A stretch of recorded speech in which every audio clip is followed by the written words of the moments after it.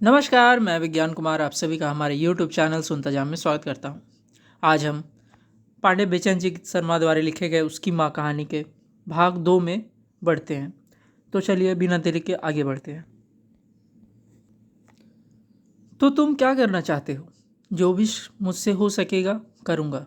षड्यंत्र? ज़रूर पड़ी तो ज़रूर। विद्रोह? हाँ अवश्य। हत्या? हाँ हाँ हाँ। बेटा तुम्हारा माथा ना जाने कौन सी किताबें पढ़ते पढ़ते बिगड़ रहा है, सावधान। मेरी धर्मपत्नी और लाल की माँ एक दिन बैठी हुई बातें कर रही थी कि मैं पहुंच गया। कुछ पूछने के लिए कई दिनों से मैं उसकी तलाश में था। क्यों लाल की माँ? लाल के साथ किसके लड़के आते हैं तुम्हारे घर में? मैं क्या जानूँ बापू, उसने सरलता से कहा। मगर वे सभी मेरे लाल ही की तरह मुझे प्यारे दिखते हैं। सब लापरवाह। वे इतना हंसते गाते और हल्ला मचाते हैं कि मैं मुग्ध हो जाती हूँ। मैंने एक ठंडी सांस ली। हो, ठीक कहती हो।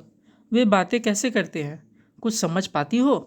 बाबू, वे लाल की बैठक में बैठते हैं। कभी कभी जब मैं उन्हें कुछ खिलाने पिलाने जाती हूँ तब वे बड़े प्रेम से मुझे माँ कहते हैं। मेरी छाती फूल उठती है, मानो वे मेरे ही बच्चे हैं। हो, मैंने फिर सांस ली। एक लड़का उनमें बहुत ही हंसौट था, खूब तगड़ा और बली दिखता था। लाल कहता था वह डंडा लड़ने में, तोड़ने में, घूंसेबाजी में, खाने में, छेड़खानी करने और हो हा कर हंसने में समूचे कॉलेज में फर्स्ट है। उसी लड़के ने एक दिन जब मैं उन्हें हलवा परोस रही थी मेरे मुंह की ओर देखकर कहा, माँ तू तो ठीक भारत माता सी लगती है। तू बूढ़ी, वह बूढ़ी, उसका उजला हिमालय है।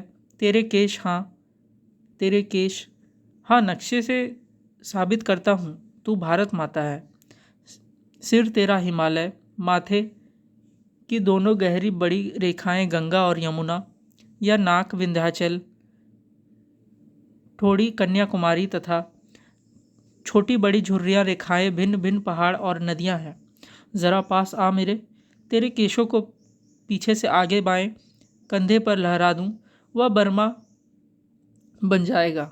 बिना उसके भारत माता का श्रृंगार शुद्ध ना होगा। जानकी उस लड़के की बात सोच गदगद हो उठी। बाबू ऐसा ढीठ लड़का।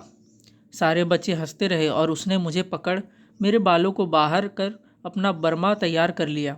उसकी सरलता मेरी आंखों में आंसू बनकर छा गई। मैंने पूछा, लाल की माँ और भी वे कुछ बातें करते हैं? लड़ने की, झगड़ने की, गोला गोली या बंदूक की? अरे बाबू, उसने मुस्कुराकर कहा, वे सभी बातें करते हैं। उनकी बातों का कोई मतलब थोड़ी ही होता है।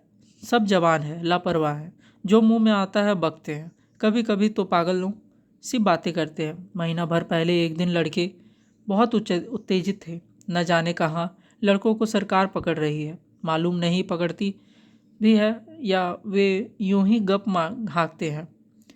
मगर उस दिन वे यही बक रहे थे। पुलिस वाले केवल संदेह पर भले आदमियों के बच्चों को त्रास देते हैं, मारते हैं, सताते हैं।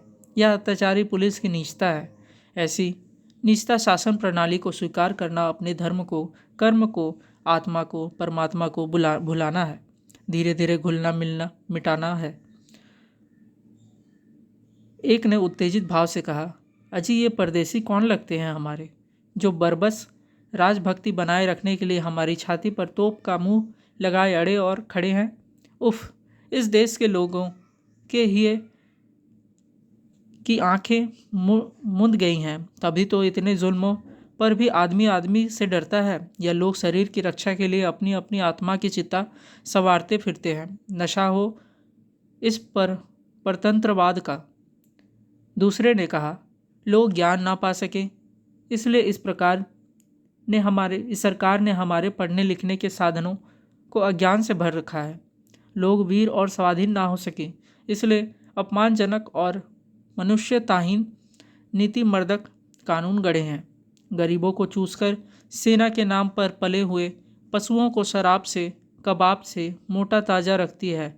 यह सरकार धीरे धीरे जोंक की तरह हमारे धर्म, प्राण और धन चूसती चली जा रही है। यह शासन प्रणाली। ऐसे ही अट सट ये बातूनी बका करते हैं। बाबू, जब ही चार छोकरे जुटे तभी यही चर्चा।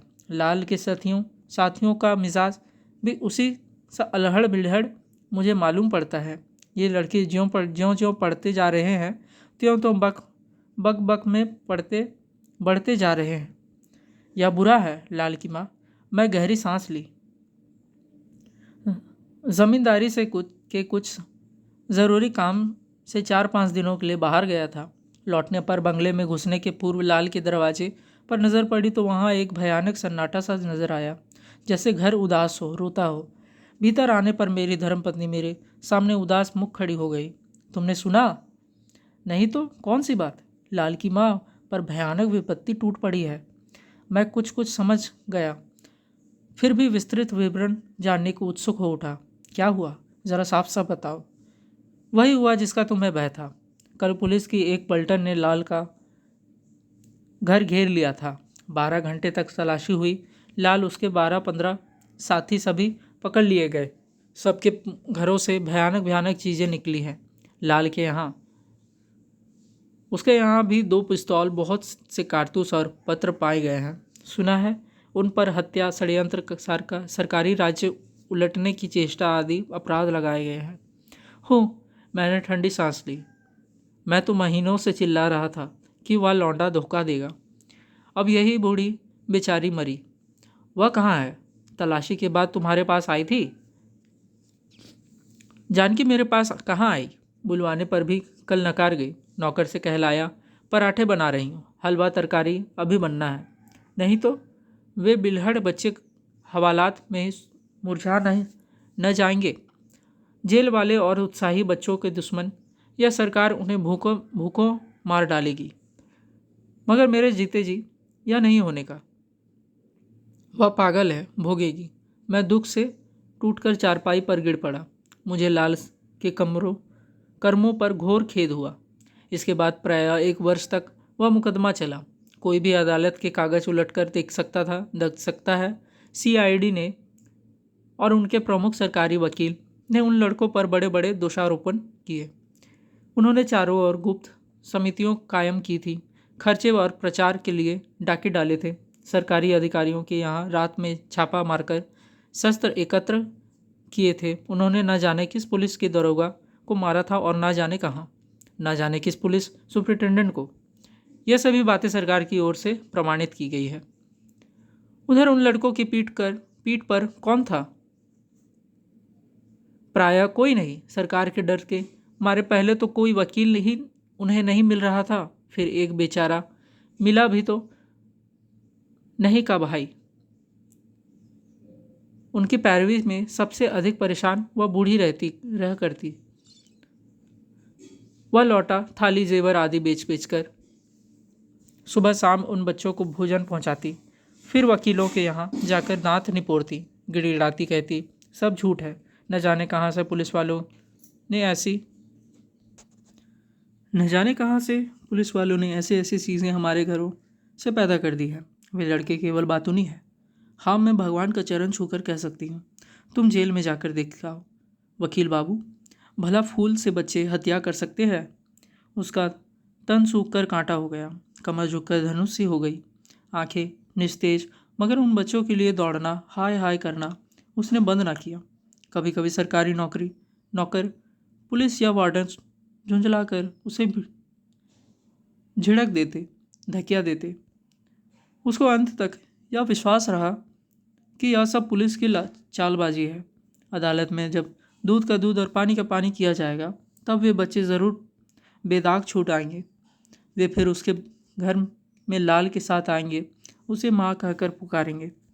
मगर उस दिन उसकी कमर टूट गई, जिस दिन ऊंची अदालत ने भी लाल को, उस बंगड़ लठैत को तथा 2 और लड़कों को फांसी और 10 को 10 वर्ष से 7 वर्ष तक की कड़ी सजाएं सुना दी।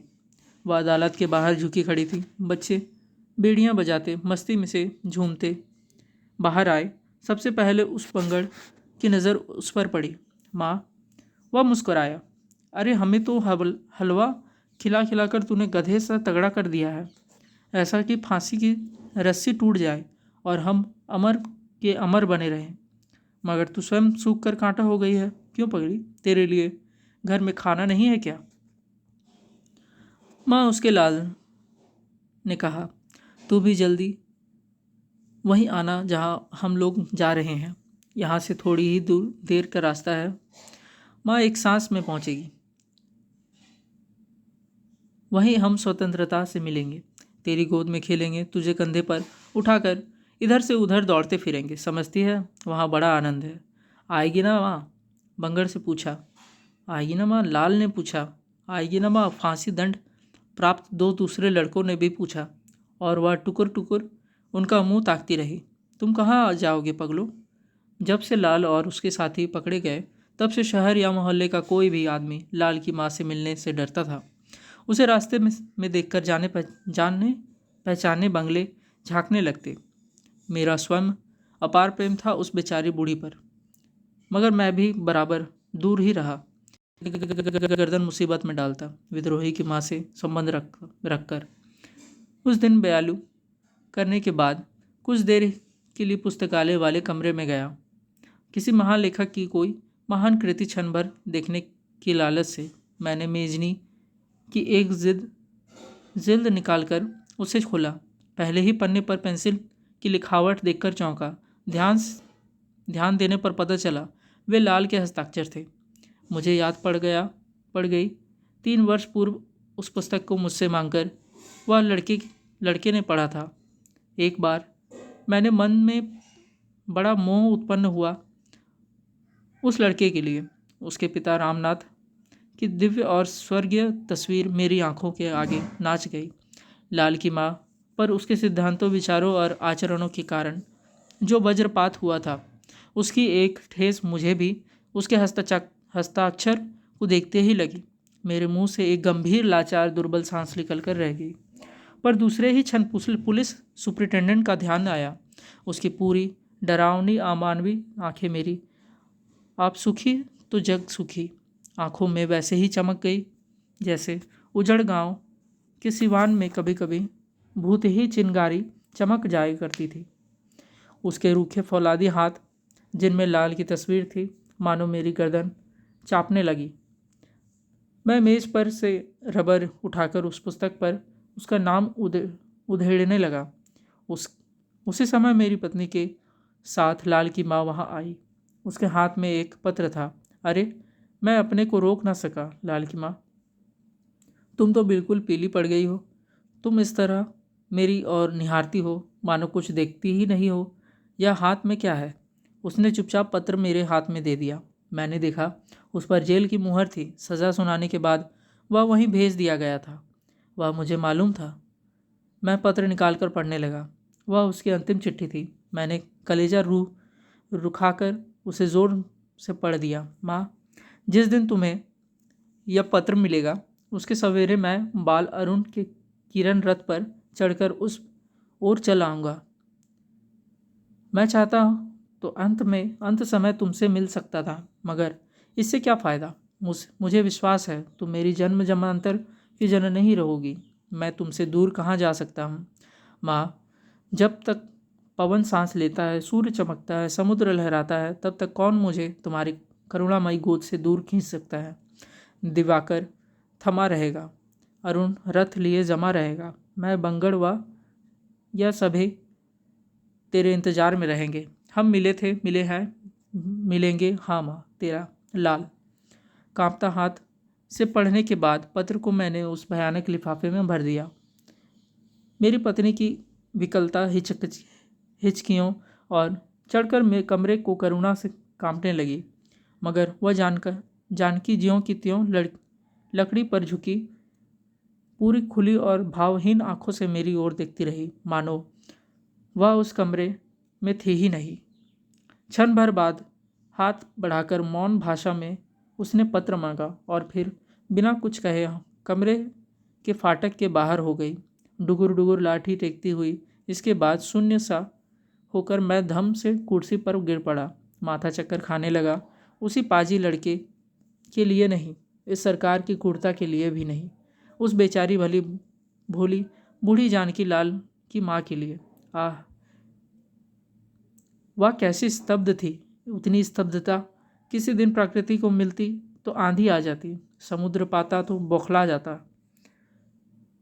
जब एक एक का घंटा बजा, मैं ज़रा सकबगाया।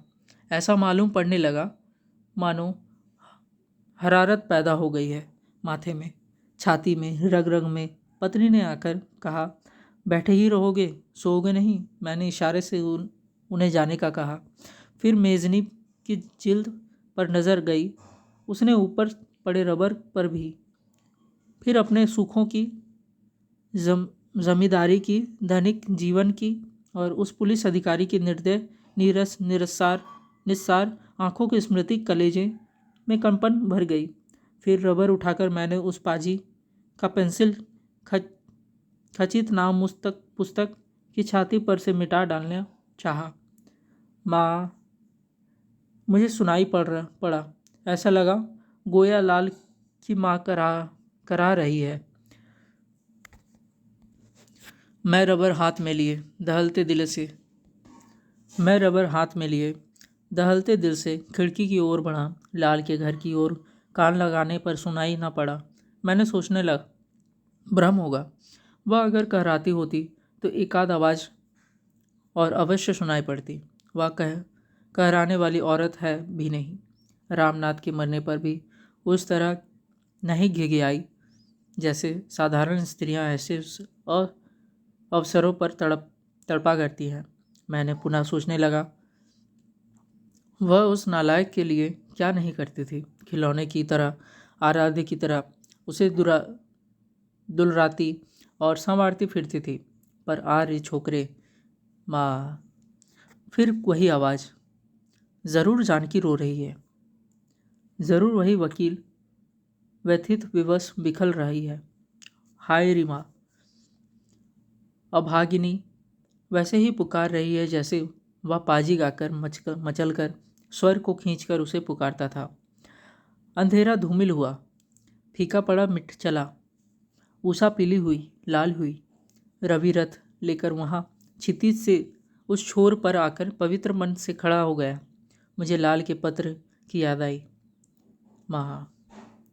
मानो लाल पुकार रहा था, मानो जानकी प्रतिध्वनि की तरह उसी पुकार को गा रही है। मेरी छाती धक धक करने लगी।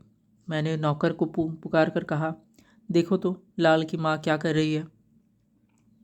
जब वह लौटकर आया तब मैं एक बार पुनः मेज और मेजनी के सामने खड़ा था, हाथ में रबर लिए उसी उद्देश्य से। उसने घबराए स्वर से कहा, हुजूर, उनकी तो अजीब हालत है। घर में ताला पड़ा है और वे दरवाजे पर पांव पसारे, हाथ में कोई चिट्ठी लिए, मुंह खोले मरी बैठी है।